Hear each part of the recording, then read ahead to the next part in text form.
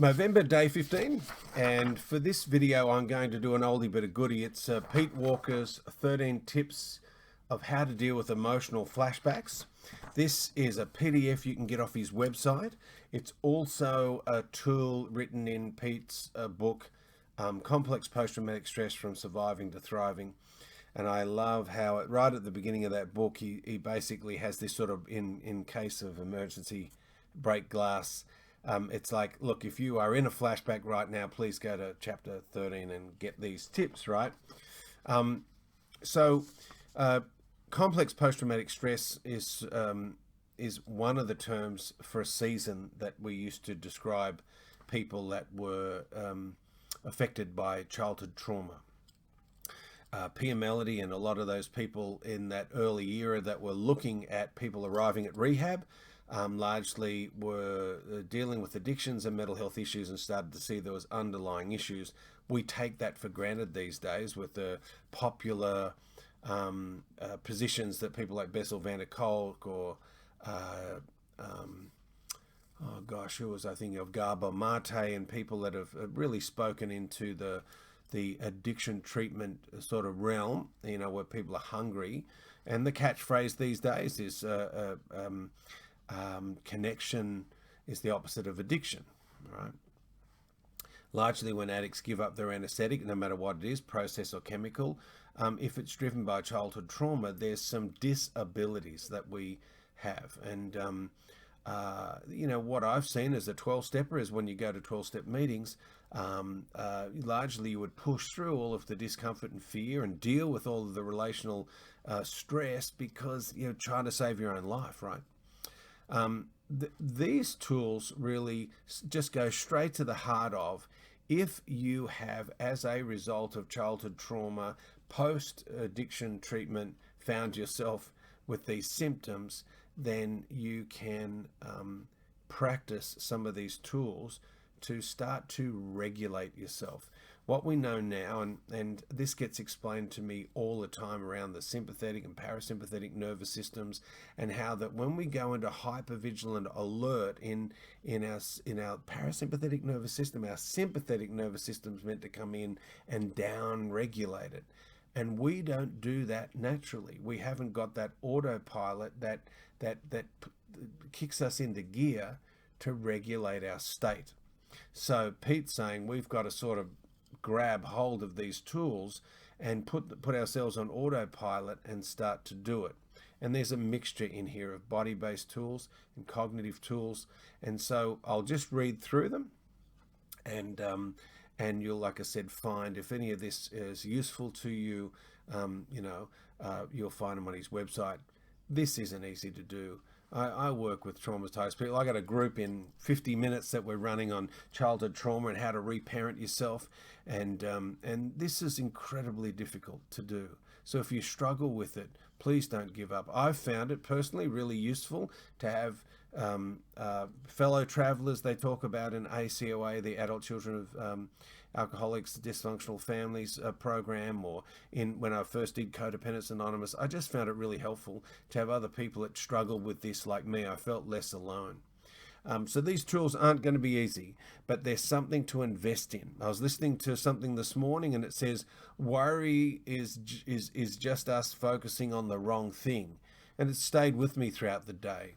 This means that if I get a flashback, then I can, if I'm focusing and stuck just in the flashback symptoms, I'm going to get into lots of distress and anxiety.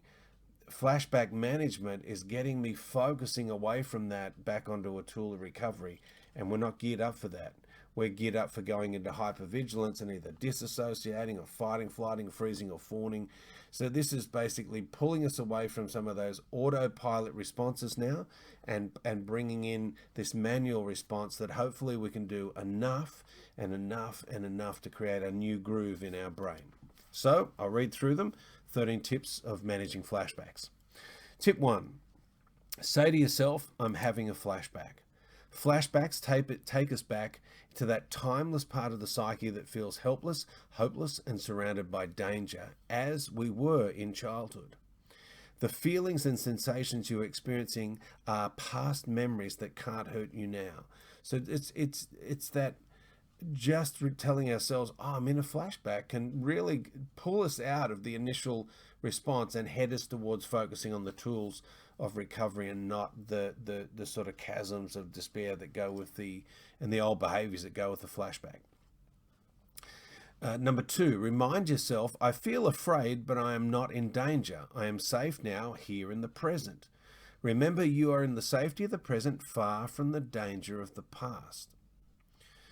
Number 3, own your right or need to have boundaries. Remind yourself that you do not have to allow anyone to mistreat you. You are free to leave dangerous situations and protest unfair behavior. I know when I first started working in treatment, and we were told that the most important functional adult skill was boundaries, that we needed to learn to protect ourselves and contain ourselves, otherwise we would be carrying on that intergenerational trauma and being either a victim or a perpetrator.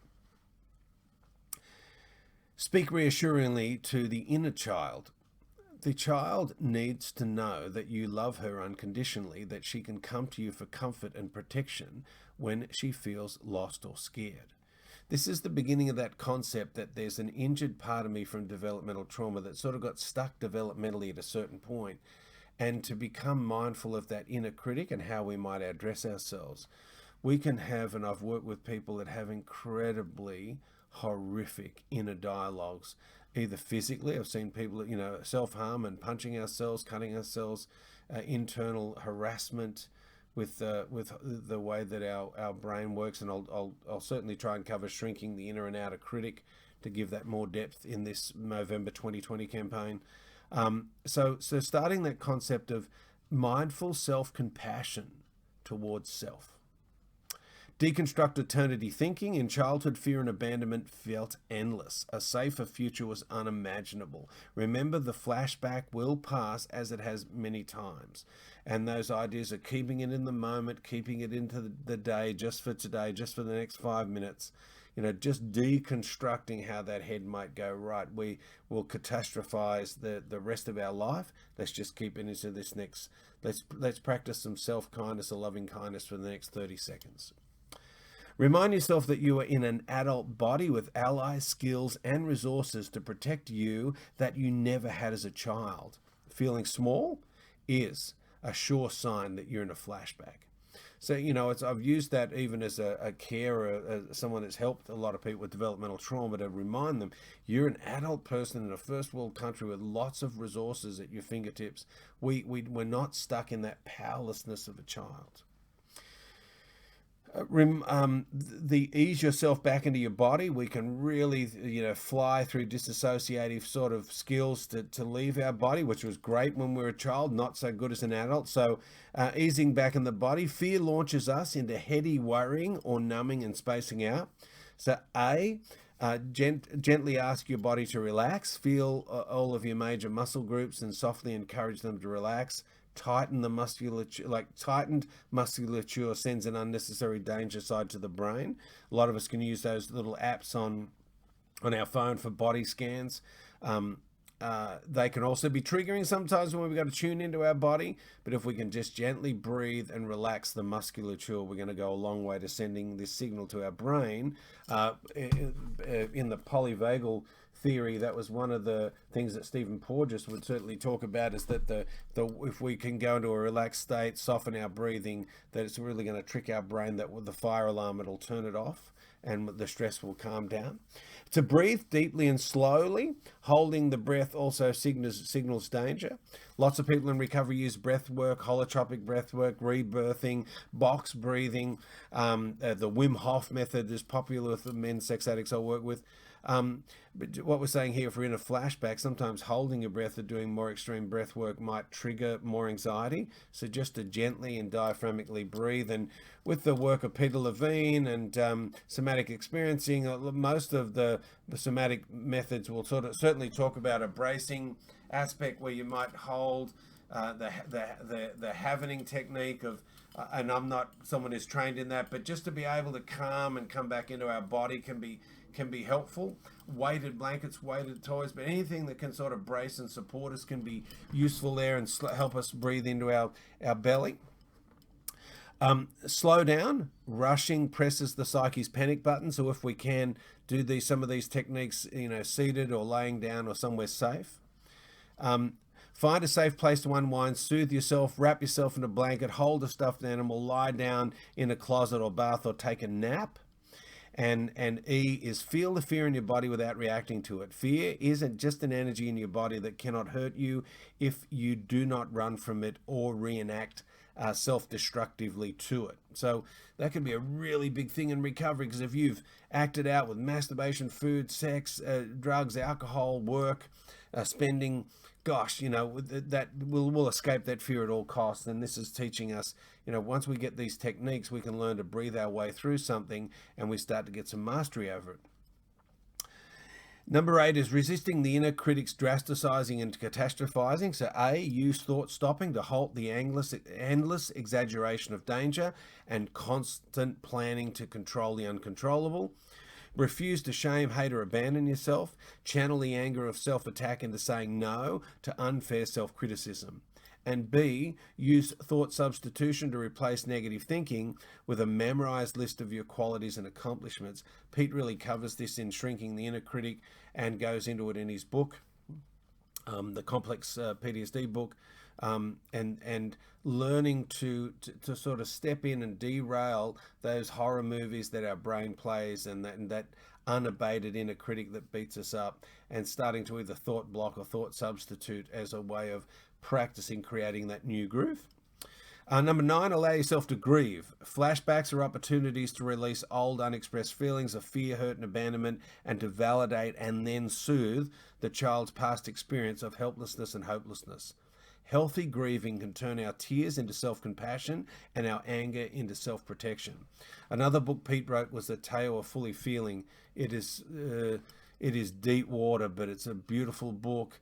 Painful book, the joy-filled pain, pain-filled joy that Pia Melody talks about. She also talks about that accepting our developmental trauma is a grief issue, and that Pete really well in that Tale of Fully Feeling talks about angering and saddening, grieving, tearing up, the beautiful way the body can heal if we just let it. Number 10, excuse me. Cultivating safe relationships and seek support. Take time alone when you need it, but don't let shame isolate you. Feeling shame doesn't mean that you are shameful. Educate your intimates about your flashbacks and ask them to help and talk to you and feel your way through them. Sometimes, families that don't know, or partners that want to help but they don't know what to do, will try and cheer us up or get us out of it when we actually need them to sit with us and just allow us to emote. So having those conversations and cultivating safe relationships. I love the 12-step fellowships for that. I know there's other ways to do it, but that's been for 34 years ways where I can ring people that know me and know all of me, and I don't let shame hold those awkward details back. As Patrick Carnes would say, just let it out. Let someone know, right? And we're all not stuffed on the same day, so tomorrow they'll be ringing us and we'll be there and able to hear them. And I love that fellow traveler concept of ACOA. Number 11 is learn to identify the types of triggers that lead to flashbacks. Avoid unsafe people, places, and activities and triggering mental processes. Practice preventative maintenance with these steps when triggering situations are unavoidable. So where there's an impact for having complex PTSD, we might need to make certain decisions. Just one brief example of that would be holidays and families. How long can I actually stay with a family member? Can I stay there? Do I need to get an Airbnb? Limiting and time boxing time spent with family members or triggering situations are really important to accept who I am, not trying to act like who I wish I was, and allowing ourselves to, where we do need to engage, practice these tools and having them as a way to get through the situations that we can't avoid. Number 12 is figure out what you are flashing back to. Flashbacks are opportunities to discover, validate, and heal our wounds from past abuse and abandonment. They also point to our still unmet developmental needs and can provide motivation to get them met. one of the things with Pam Melody's Breaking Free is she talks about we need to come out of denial of our abuse. So flashbacks, if we can start to embrace them, will help us what we're flashing back to, what the trauma was, what messages we got from it, and what we sort of need to take responsibility for. Because in the back end of Breaking Free, she says, I need to come out of my denial for my need for recovery. So if I've got self-esteem issues, then identifying that core shame message I got from a trauma flashback is going to help me to really play my affirmation tape or practice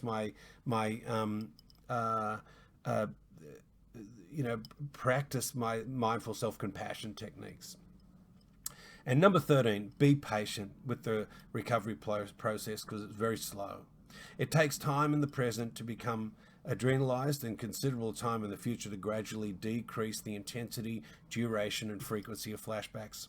A real recovery is a gradually progressive process, often 2 steps forward and 1 step back, and not an attained salvation, a fantasy.